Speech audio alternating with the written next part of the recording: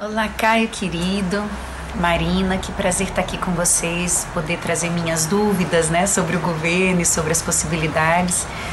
E Marina, eu queria muito te fazer uma pergunta. Eu tenho trabalhado ao longo dos últimos anos muito com o empoderamento feminino, empoderamento materno. E eu queria saber de você como é que você está pensando isso na sua plataforma de governo.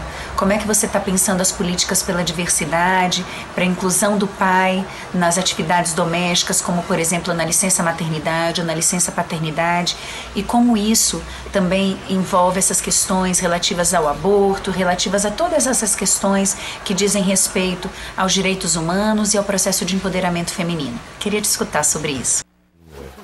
Obrigada, Tisa.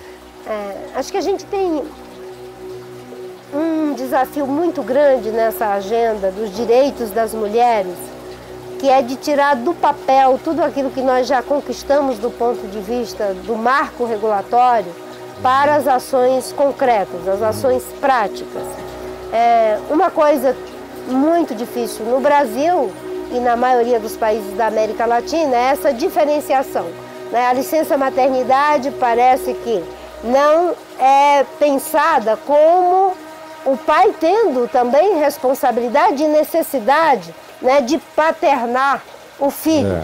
E que só é a maternagem colocando na mulher apenas a responsabilidade de que ela que precisa de ter o cuidado do filho.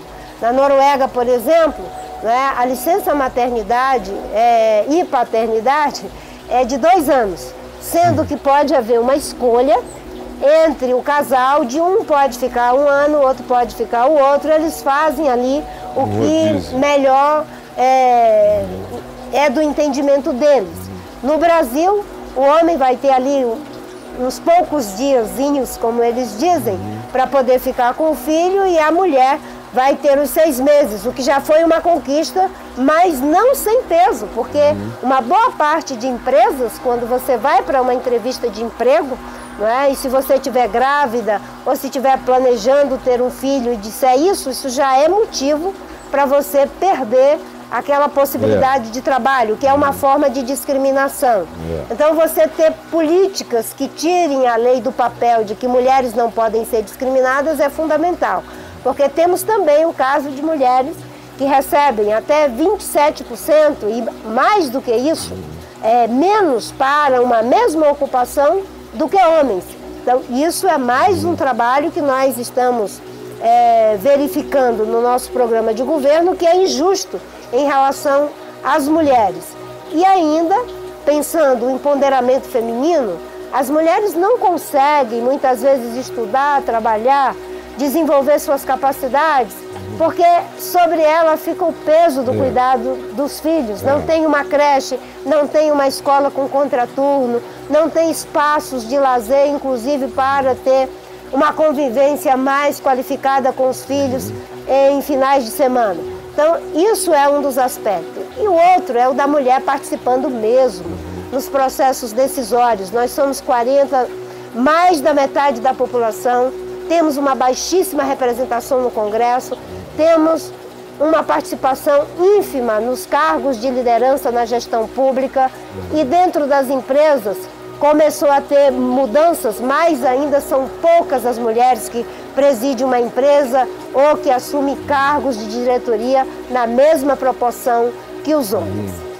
Você acha que toda essa defasagem que existe entre salário de homem e mulher, todas essas diferenciações ainda totalmente primitivas, desnecessárias, poderiam diminuir ou eventualmente até acabar se, por exemplo, o compromisso de paternidade, uma vez que uma mãe desse à luz, o compromisso de paternidade do filho, do pai, no cuidado do filho, fosse equivalente ao da mãe, ou seja, você citou a Noruega e a alternância. Me parece que uma alternância como essa quebra o argumento de que o salário da mulher tem que ser mais barato porque ela pare e depois fica muito tempo em casa. Mas se isso passasse a ser uma divisão equânime, a mulher pare, mas o marido cuida e a mulher cuida, isso nivelava na empresa. Diminuiria essa concorrência de discriminação, discriminatória, né? Que acaba discriminando as mulheres, porque ela passa a ter um direito que parece mais que é um peso. E até a minha filha, que está fazendo mestrado na área de direito do trabalho, a Moara, ela trata muito bem essa questão, né? De que tem que haver, né, uma equiparação entre os direitos para os homens e para as mulheres, e isso cabe ao Estado. A diferenciação biológica vem da natureza. Só que esse tempo passou, isso ficou no primitivismo, que já não combina com a sociedade contemporânea. Os óvulos da mulher ficam idosos com 25 anos e elas estão casando com 40. Mas para isso tem engenharia genética, um monte de coisas que deram condições a que a biologia original se adaptasse à mudança social. Pela mesma lógica, se deveria aplicar isso à equanimidade entre homens e mulheres no ganho. O resto, a meu ver, é machismo no processo. Que a cultura faz essas mudanças, essas atualizações, né? O peso da maternidade sobre a mulher, isso é coisa que deve ficar no passado. Deve, eu digo deve, porque hoje ainda há um peso muito grande. A maioria... É um jugo desigual. Exatamente. E boa parte das mulheres até são abandonadas, né? E os maridos não sabem lidar com o desemprego, com a falta de muitas coisas, e abandonam seus lares, e essas mulheres corajosas, sem apoio, sem suporte, às vezes tendo que fazer bico na rua, é que conseguem sustentar suas famílias. Por isso que uma das formas de políticas públicas é desenvolver o empreendedorismo feminino nas comunidades, valorizando essas mulheres, treinando cada vez mais essa força de trabalho empreendedora que existe e que muitas vezes ficou no segundo plano. E você vê possibilidade total de que no seu governo você deflagre um processo estimulante em relação a isso? Sim, nós estamos finalizando agora o nosso programa de governo, já estamos concluindo as diretrizes para o registro da candidatura